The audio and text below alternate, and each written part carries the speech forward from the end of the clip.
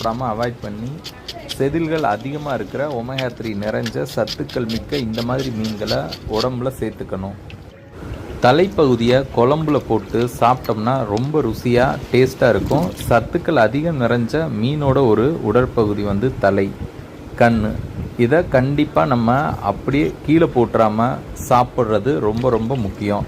நிறைய பேர் இப்போ மீன் வாங்குறப்ப பார்த்தா தலையவே எடுத்துருங்கன்னு சொல்லி மீன் வாங்குறவங்கெல்லாம் இருக்காங்க. அந்த மாதிரி பண்ணக்கூடாது. தலையை வந்து குழம்பு வச்சு அதை சாப்பிட்டு பாருங்கள், ரொம்ப ருசியாக டேஸ்ட்டாக இருக்கும். தலைக்கிட்ட இருக்கிறது செவுள், அதையும் ரிமூவ் பண்ணணும்.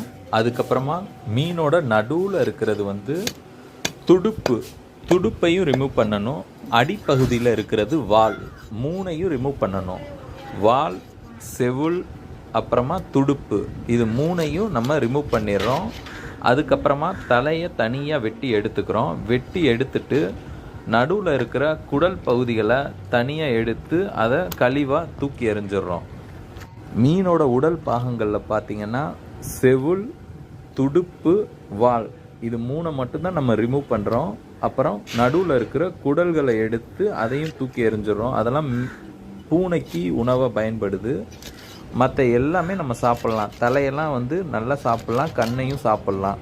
இப்போ பாருங்கள், உடல் பகுதியை வந்து துண்டு போடுறாங்க, நீல வாக்கில் துண்டு போடுறாங்க. பொரிக்கிறதுக்கு ரொம்ப ஆப்டாக டேஸ்ட்டாக இருக்கக்கூடிய ஒரு ஃபிஷ் தான் இந்த ரெட் பாம்ஃப்ரெட் ஃபிஷ், பாறை மீன், ஏரி வவ்வால் மீன். இந்த மாதிரி நிறைய பேர்களில் அழைக்கப்படுற இந்த மீன் தான் இன்னைக்கு நம்ம வீட்டு குழம்ப அழகுபடுத்த போகிற ஒரு மீன். அரிசி மாவு, கம்பு மாவு, சோள மாவு, இந்த மாதிரி சிறுதானிய மாவெல்லாம் வந்துட்டு நம்ம தோசை சுடுறதுக்கு, காலை உணவுக்கு, இரவு உணவுக்கு கண்டிப்பாக பயன்படுத்தணும். இதெல்லாம் பார்த்திங்கன்னா ஒவ்வொரு கிலோ 2 கிலோ வாங்கி அப்பப்போ பக்கத்தில் இருக்கிற மிஷினில் கொடுத்து அரைச்சி வச்சு அதை யூஸ் பண்ணுங்கள். பாக்கெட்டட் ஐட்டம்ஸே எதுவுமே வாங்காதீங்க. மிளகா, மல்லி, எதுனாலும் சரி ஒவ்வொரு கிலோ வாங்கி அரைச்சிக்கலாம். மல்லியெல்லாம் கொஞ்சம் கம்மியாக தேவைப்படும்னா 1/2 கிலோ வாங்கி அரைச்சிக்கலாம். அரைச்சி யூஸ் பண்ணிங்கன்னா அந்த மனமே வந்து தனியாக இருக்கும். இஞ்சி பூண்டு பேஸ்ட்டாக இருந்தாலும் சரி, எதுவுமே பாக்கெட்டட் ஐட்டம்ஸே வாங்காதீங்க. நம்ம வீட்டில் இருக்கிற இஞ்சியையோ அப்புறம் வந்துட்டு பூண்டையும் சேர்த்து அரைச்சி அதை வந்து விழுதாக எடுத்து வச்சு யூஸ் பண்ணி பாருங்கள்.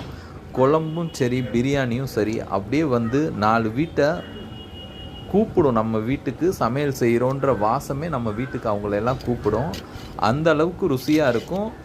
உடம்புக்கு கெடுதி இல்லாமல் எந்த கெமிக்கலும் கலக்காத பொருளாக நம்ம யூஸ் பண்ணிக்கலாம். அதுதான் மெயினே. திரும்ப திரும்ப இதெல்லாம் ஏன் வலியுறுத்தி நம்ம சேனலில் சொல்கிறோன்னா, இதெல்லாம் வந்துட்டு பேக்கெட்டட் ஐட்டம்ஸ் எல்லாமே ரொம்ப நாள் ஆனாலும்